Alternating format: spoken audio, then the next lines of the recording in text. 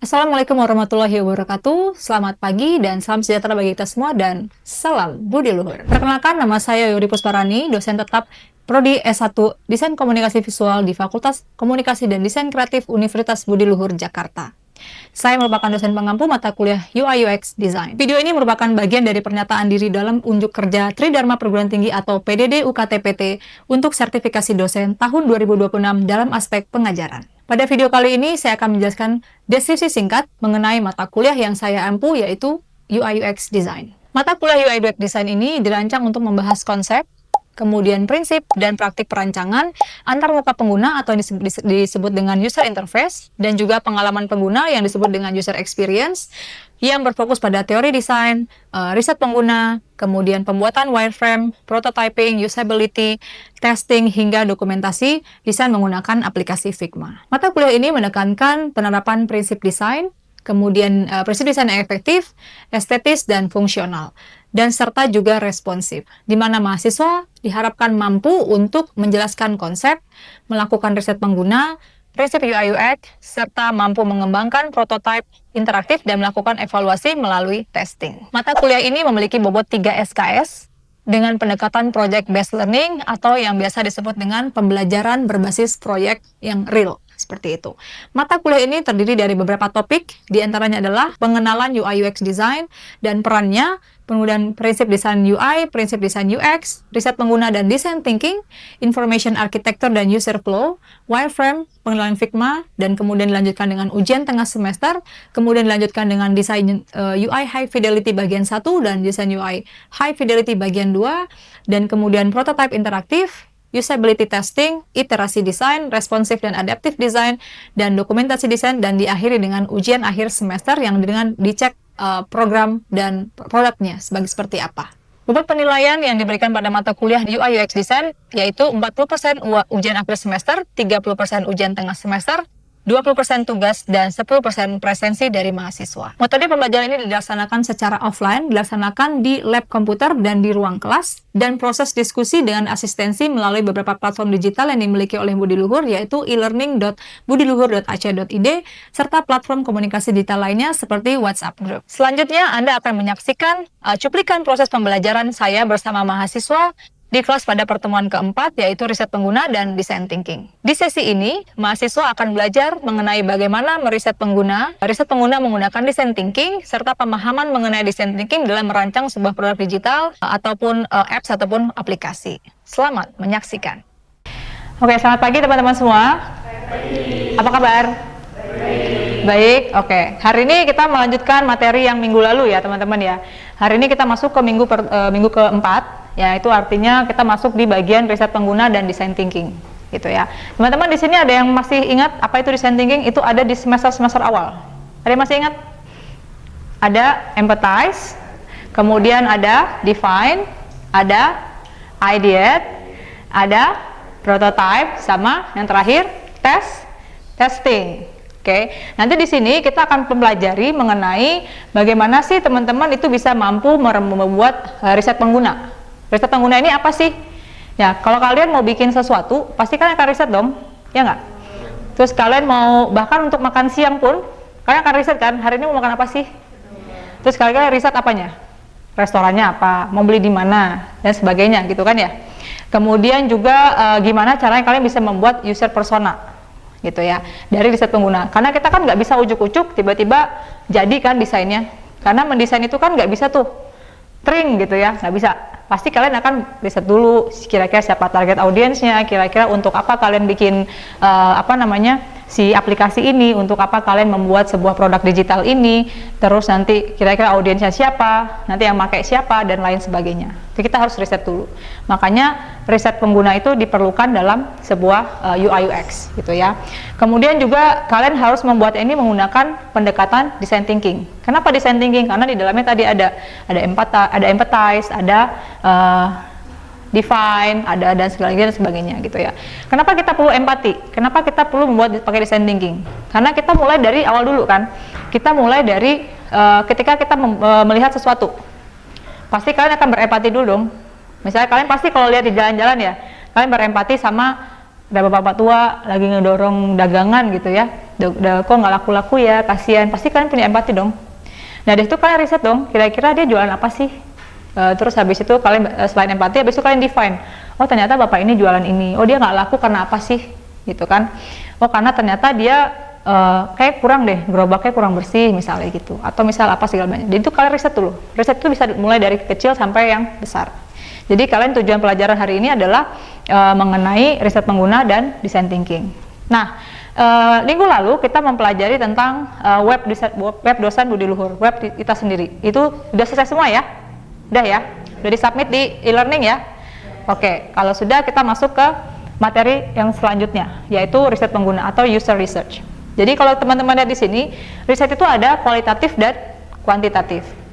Kalau kualitatif itu adalah mencari tahu, kenapa sih, mengapa sih, terus gimana sih ini kejadian gitu ya. Kenapa sih bisa kenapa sih dia bisa terjadi seperti itu? Kenapa sih dia terjadi seperti itu dan gimana sih? Contohnya kalian bisa melakukannya dalam bentuk wawancara. Kalian tanya-tanya kan, wawancara itu mesti nggak miss kalau misalnya kayak nanya-nanya biasa aja, nggak apa-apa, kalian bisa kumpulkan. Atau misalnya in-depth interview, kalian bisa tanyakan seperti itu. Misalnya kayak benar-benar kalian cari seseorang yang pakar, misalnya gitu ya, pakar misalnya di bidang medis, medical doctor dan sebagainya, kan, atau psikologi dan lain-lain. Misal kalian mau bahas tentang suatu penyakit, kalian pasti akan pergi ke orang yang punya pengalaman atau orang yang expert. Nggak mungkin dong kalian pengen cari tahu medis tapi perginya ke bukan ke dokter tapi malah ke psikiater misalnya gitu. Itu kan dua hal yang tidak, jadi kalian nanti nggak dapat hasilnya seperti apa.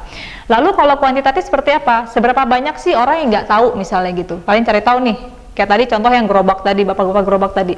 Seberapa banyak sih orang yang nggak tahu bapak-bapak ini jualan cilok misalnya gitu ya. Atau seberapa banyak sih orang yang nggak tahu bapak-bapak ini jualan apa gitu. Nah, kalian bisa cari tahu melalui apa? Survei online, kemudian atau misalnya suka kan kalian suka dapat ya kayak survei-survei yang suka di-share sama teman-teman kalian atau dosen-dosen kalian, tolong bantu dong guys diisiin survei ini gitu. Nah, itu tujuannya untuk itu, mencari tahu. Dan ketika kita mencari tahu, kita akan dapat hasilnya berupa berapa banyak. Contohnya misal, oh ternyata 84% nggak tahu, atau misalnya oh ternyata 75% tahu misalnya gitu. Nah di situ hasilnya itu riset pengguna. Jadi riset itu ada dua gitu ya. Dan ada yang namanya juga deliverables atau kita bilang dengan user research. Jadi hasil dari hasil udah kita kita riset tadi kita dapat, kemudian kita bisa membuat sebuah user persona. User persona itu apa? Misalnya di situ ada karakter yang mewakili sekelompok pengguna. Contohnya misalnya ada profil singkat, ada tujuan dan lain-lain gitu ya. Ada kendala. Kira-kira apa sih kendalanya? Misalnya tadi contoh web dosen gitu ya. Web student. Kira-kira apa sih kendala kalian? Banyak pasti ya. Pasti ya. Terus habis itu ketika buka satu web atau e-commerce atau aplikasi, pasti kalian akan menemukan banyak kendala. Entah dia lemot, entah atau kalian atau misalnya dia kok pencet ini malah keluar yang ini ya. Itu kan experience kita kan sebagai user gitu. Kemudian adalah empathy map. Yaitu misalnya kita bisa melakukan sebagai kayak kita bisa kasih tahu, kita katakan kalau misalnya kita nggak tahu nih soal aplikasi ini, kayak gitu. Dan atau juga bisa menggunakan dengan user journey map. Jadi misalnya langkah-langkah kalian bisa membuat sebuah aplikasi, kira-kira seperti itu. Nah, ini ada contoh dari paper dari jurnal yang saya ambil untuk contoh di kelas ini gitu ya, mengenai dia juga menggunakan design thinking pendekatannya. Kenapa pakai design thinking? Karena dia pengen cari tahu si Mahakarya Mulia ini adalah sebuah company. Dia tuh pengen pengen nyari tahu kalau misalnya apa sih yang dibutuhkan oleh si audiens.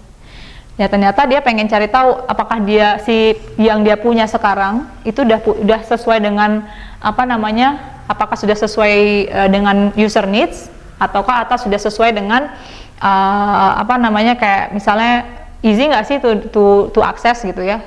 Terus habis itu juga easy nggak sih to use gitu, easy to use nggak, easy to understand nggak, easy to recognize nggak, dan lain-lain sebagainya gitu. Nah ini kalian bisa lihat contoh dari Mahakarya Mulia ini. Nanti jurnalnya akan saya share ke e-learning, kalian bisa baca di sana. Kalian coba cari tahu, kalian analisis kira-kira kenapa sih dia melakukan itu melalui design thinking yang mereka bikin. Ya, itu sebagai bahan diskusi kita nanti di platform digital di e-learning ya. Nah, kenapa kita butuh design thinking? Itu ya. Karena untuk membuat sebuah website atau aplikasi atau produk digital lainnya, kita butuh pendekatan yang dinamakan design thinking. Kenapa? Karena di dalamnya situ selain kita menciptakan sebuah kreatif, ide-ide kreatif, tapi juga di dalamnya fokus sama apa sih yang sebenarnya user inginkan. Ya dong, ya nggak? Kenapa sih kalau misalnya kita nggak sesuai dengan user, terus kita bikin-bikin aja, ternyata user nggak butuh itu ternyata. Ya sama kayak kalian ya, kalian pengen misalnya lagi hujan nih, kalian pengen makannya yang kuah-kuah, terus dikasihnya yang dingin-dingin es krim misalnya gitu. Itu apakah sesuai kebutuhan? Kan bisa jadi enggak, bisa jadi iya. Nah itu makanya kita butuh dengan design thinking, karena dia memang fokus sama apa sih yang dibutuhkan user gitu ya. Dan dengan kita menggunakan method tersebut, itu kita bisa easy untuk kira-kira membuat interface desainnya seperti apa. Nah contohnya, misal tadi kayak bikin aplikasi makanan atau kayak soalnya kalian toko hijau, toko oranye gitu ya. Terus ketika kalian mau check out, ternyata gambar interface-nya, gambar ikonnya bukan gambar keranjang, tapi misalnya gambar setting itu yang icon itu. Kira-kira kalian berpikir nggak, ini kayaknya bukan buat check out nih. Nah itu juga kan kalau kita tahu, berarti akhirnya dia nggak bisa untuk nggak sesuai kebutuhan atau nggak easy to recognize bagi orang-orang si user ini gitu ya. Terus kira-kira juga nggak sesuai dengan request. Kalau misalnya kita buat tadi aplikasi makanan, misal request dari kliennya minta dibikinkan sebuah aplikasi makanan, tapi kalian malah fokusnya di aplikasi yang mungkin untuk bukan makanan, tapi lebih ke baju misalnya gitu. Kan itu beda ya antara baju sama makanan. Kalau makanan kira-kira ikonnya apa? Biasanya sendok sama garpu. Kalau misalnya baju biasanya ada gambar baju ya kan. Terus kalau misalnya juga ada kan, kalau di makanan ada apa sih level-levelnya? Ada level sedang, pedas gitu-gitu kan. Tapi kalau di baju biasanya apa? Size. Terus kalau misalnya contohnya di aplikasi bukan makanan, bukan baju, tapi misalnya di teknologi atau misalnya handphone. Biasanya apa? Ada gambarnya, terus ukurannya, LCD-nya berapa sih, berapa sih ukurannya, terus habis itu berapa sih memorinya gitu kan ya. Pasti itu yang kalian cari tahu kan. Nah, itu gunanya kita bisa tahu user request-nya seperti apa, dan biar bisa kita meet sama client needs gitu. Oke? Nah, di sini ada tadi saya sempat bilang ya, design thinking. Jadi ada empathize, kemudian ada define, ada ideate, ada prototype, ada testing, dan baru nanti kita bisa implementasikan. Kenapa kita harus butuh testing dulu? Karena kita harus make sure dulu, bener-bener nggak sih yang udah kita bikin, yang udah kita coba build ini, udah kita create, bener nggak sih dia udah sesuai dengan user needs. Misalnya ternyata kayaknya yang ini kurang deh. Ternyata kalau kita klik yang ini, ternyata malah munculnya ke yang lain. Nah, berarti kan kita bisa dapat feedback dong dari orang ya. Kita dapat feedback. Nah, contohnya yang saya kasih lihat di sini adalah nih. Contoh kenapa saya pakai yang Alzheimer disease. Karena kenapa? Alzheimer disease itu suatu penyakit ya. Suatu penyakit yang banyak orang-orang mungkin nggak tahu. Nah, gimana caranya kita sebagai seorang DKV gitu ya, lulusan DKV atau desainer nantinya, kita juga sedang membahas, ini contoh dari penelitian saya yang saya lakukan ya. Kenapa di mana sih letak empathize-nya? Saya cari tahu dulu, Alzheimer ini apa sih? Kira-kira apa sih dia public health problemnya tuh gitu ya. Ternyata memang dia sebagai sebuah disease, sebagai sebuah penyakit, dia butuh loh. Dan mungkin hanya orang-orang tertentu, contohnya medical doctor aja yang tahu. Nah, kita sebagai desainer kita harus nge-solve the problem. Misalnya untuk orang awam atau caregiver, mereka butuh kayak gimana sih? Oh, mereka butuh tahu juga nih cara ngebaca, misalnya contohnya cara ngebaca gambar MRI. Kalian tahu MRI kan? Gambarnya warna apa? Hitam dan putih. Bayangin lah, Kita orang yang biasa desainer kan pasti penuh dengan warna ya hidupnya gitu, dengan bermain di berwarna-warna, tapi kita disuruh baca yang gambar medis. Itu challenging nggak? Challenging. Nah, gimana cara kita membuat sebuah user interface yang easy untuk orang-orang yang nggak tahu nih, yang bukan medical doctor, yang entah itu caregiver, entah itu si apa sih namanya, pengasuhnya si orang yang pasien gitu ya, atau misalnya ada kakek nenek kalian yang memiliki penyakit ini, terus kalian juga sebagai cucunya pengen cari tahu nih sebelum ke dokter apa sih masalahnya gitu. Nah, ini juga empathize, karena memang di penelitian si Guo yang bilang di 2020 sebenarnya masih banyak yang menggunakan medical aplikasi lainnya. Kenapa? Karena medical aplikasi itu real kontribusinya. Ya, sekarang kayak kalian apa sih aplikasi medical yang kalian tahu? Ada Halodoc. Terus ada lagi apa sih? Banyak ya. Ada yang khusus cek kanker segala macam. Habis itu ada juga yang puskesmas segala macam. Nah, itu juga user interface-nya gimana? Coba bayangin kalau user interface-nya kalian bikin standar. Di mana letak posisi kalian sebagai desainer di situ. Nah, posisikan kalian itu kalau seorang desainer, risetnya itu kayak gitu. Empati dulu. Habis itu kalian kira-kira mau apa sih antar muka yang baik untuk si medis ini kayak gimana? Gitu ya. Terus sehingga kita bisa menciptakan sebuah aplikasi yang nantinya memang sesuai. Kira-kira masuk akal nggak? Kalau misalnya saya bikin disease nih ya, penyakit gitu. Tapi user interface-nya atau logo-logo atau icon-icon yang saya pakai itu logo yang menggunakan tadi dari food. Nggak sesuai kan? Kira-kira kalau di Alzheimer saya pakainya apa? Lebih ke gambar, lebih sonjong ke medisnya kan?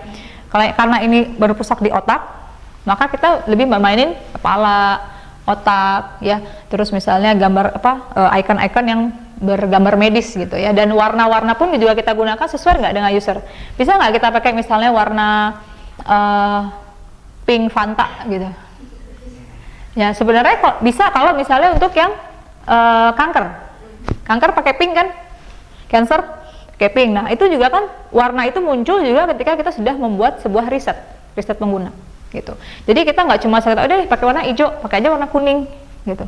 Ya kalian kalau mau ngedate pun juga pasti kan checking dulu dong, checking dulu dong, Kak, bajunya hari ini pakai apa gitu. Kira-kira dia pakai baju apa gitu kan ya. Gitu. Jadi kira-kira contohnya kayak gini. Dan di mana sih letak sisi empathize-nya? Nah, kita harus tahu dulu di mana sisi empatinya saya. Di sisi saya bilang, apakah kalian tahu tentang MRI? Do you guys know about the MRI images? Kemudian kalian tahu nggak sih cara interpret the MRI images? Kan jadi mulai pertanyaan-pertanyaan seperti itu kan, sehingga muncul akhirnya sebuah needs. Gitu. Terus misalnya kan, apakah kalian tahu tentang gimana sih cara diagnosnya? Nah, mungkin selama ini yang tahu hanya dokter. Nah, kita sebagai desainer juga harus coba kita kasih edukasi ke mereka, orang-orang yang bukan medical doctor nih, melalui aplikasi. Dan aplikasi ini ada karena kita berempati dulu, gitu ya. Jadi kita bisa tahu individual needs-nya seperti apa, caregiver needs-nya seperti apa, kemudian kita bisa nge-identify problems-nya seperti apa. Kira-kira, oh ternyata kebanyakan orang-orang nggak bisa baca MRI. Oh, artinya ketika kita membuat sebuah aplikasi nantinya, maka di interface yang kita mau akan create, buatlah segimana mungkin kalian membuat orang ini easy untuk membaca MRI. Kira-kira gimana? Bisa jadi mulai dari dia bisa mungkin kayak kalian sekarang kan kalau misalnya kita bayar izin untuk scan aja ya. Nah, kira-kira kita bisa nggak sih kalau misalnya kayak misalnya kita mau baca MRI juga se-easy, semudah scan? Itu dimulai dari apa? Riset pengguna kan, dimulai dari empati. Terus kita define the problem gitu ya. Jadi sehingga kita bisa membuat sebuah aplikasi gitu ya. Nah, setelah kita tahu tadi masalahnya apa, kita empati, kita define masalahnya. Oh, ternyata dia nggak tahu nih tentang MRI. Mereka cuma tahu MRI tapi nggak tahu itu apa, untuk apa, mendiagnos apa gitu ya. Terus ya kayak gini contohnya dari penelitian yang saya lakukan, mereka tuh nggak tahu, mereka cuma tahu namanya tapi nggak tahu cara mendiagnosisnya gitu. Terus apakah perlu untuk medical apps? Ternyata dia bilang iya. Mostly mereka bilang, penelitian saya mengatakan iya. Karena untuk apa? Agar orang-orang easy to navigate. Jadi jangan sampai kita bikin aplikasi malah bikin orang bingung. Gitu ya. Oke, ini contoh yang teman-teman bisa pakai gitu ya. Nah, define tadi seperti yang saya bilang, proses untuk analyzing gitu ya. Proses untuk minta understanding dari banyaknya insight, dari banyaknya kebutuhan, dari banyaknya problem. Kita bisa masukin situ sebagai untuk kita gain our empathy. Kita tumbuhkan our empathy lagi berdasarkan define tadi gitu. Oke. Terus baru kita masuk ke ide. Idenya seperti apa sih? Mau idenya kayak gimana? Apakah Miss nanti boleh nggak sih bikinnya nanti gambarnya ada gambar otaknya gitu, terus habis nanti fokus di 3D segala macam bla bla bla. Itu boleh. Ide itu boleh apa aja. Anything goes in design. Anything itu boleh didesain. Jadi kalian segila mungkin kalian membuat sebuah ide. Nanti baru kita bisa, setelah kita beride, baru kita bisa bikin prototype. Dan ide ini juga masih banyak ini ya, step-stepnya. Nanti itu akan kita pelajari di minggu-minggu berikutnya ya. Terus baru prototype ya. Nah, atau juga kalian bisa mulai dari ide tadi, kalian bikin sebagai skenario. Misalnya, oh nanti kalau mau bikin aplikasi Alzheimer disease, kalian mau bisa bikin pakai, oh ini skenario seperti ini. Oh ketika orang datang, nanti maunya kayak gini, orang itu nggak dapat MRI, dia nggak bingung, dia langsung scan, habis itu dia dapat ngapain dapat result segala macam, baru dia bisa ke dokter. Atau misalnya dia bisa berpikir, oh saya harus gini, saya harus gitu ya. Jadi ini bisa juga melalui skenario. Atau misalnya melalui lagi login. Jadi login skenario ini juga masuk dalam riset pengguna dan design thinking. Kalian bisa pakai seperti itu. Atau kalau misalnya di sini juga kalau dalam perihal di e-commerce ada purchase scenario. Oke, sebelum saya masuk ke classwork untuk next week, kira-kira ada yang mau bertanya? Atau misalnya mau discuss? Boleh. Untuk design thinking itu kan ada step by step ya Miss tadi. Bagaimana jika ada satu step saja yang terlewat, itu apakah di akhirnya akan berdampak besar ya? Karena kan kita tidak sesuai dengan step by step yang ada. Okay, good question. Give the floor to Najwa. Oke, jadi gimana sih? Karena ada 5 step ya. Kira-kira kalau kita step yang mana dihilangkan? Ya, misalnya contohnya empathize atau misalnya ideate deh. Ideate misalnya gitu. Kalian sudah riset nih, riset pengguna, udah berempati segala macam gitu ya. Terus habis itu kalian udah define masalahnya segini. Terus kira-kira masa sih skip ideate-nya di skip? Ya kan? Kenapa kita nggak bisa nge-skip satu hal? Karena akan berdampak, pasti akan berdampak. Contohnya ideate kita nggak ada, yang ngapain? Kita mau bikin prototype apa? Atau misalnya empati yang kita hilangkan, kita langsung define the problem. Kita define-nya dari mana? Kalau bukan dari empati, ya nggak? Terus kita mau bikin implementnya, tapi kita belum testing. Kita make sure nggak sih si aplikasi ini udah oke atau belum? Tiba-tiba nanti kita udah jual, udah kita sebarkan luas gitu, tiba-tiba nanti malah bermasalah. Itu jadi problem yang additional problem nggak?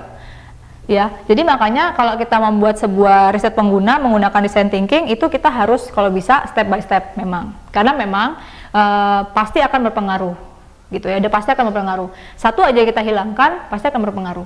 Ya, contohnya empati. Kita nggak bisa ngedefine kalau kita nggak punya empati.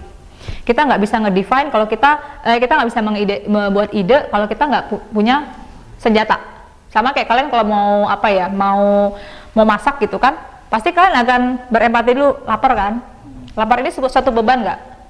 Suatu beban yang harus kalian ringankan kan? Walaupun itu sekedar lapar ya. Terus habis itu kalian empati. Lapar nih butuh ngeringankan beban orang itu.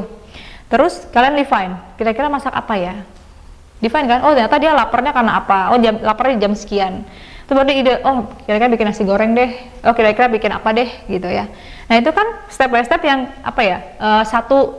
jadi satu continuously gitu yang nggak bisa kita hilangkan. Kalau kita hilangkan pasti akan ada dampaknya. Entah itu dia nggak sesuai user needs, entah itu dia nggak sesuai dengan target audience, atau entah itu cuma sekedar bikin-bikin aja. Jadinya karya kalian itu nggak real project, nggak nge-solve the real life project problem gitu. Jadinya cuma sekedar bikin aja. Ya untuk apa? Karena kalian kan designer, bukan artis. Sekali lagi kalian bukan designer. Kalian designer bukan artis. Kalau artis tuh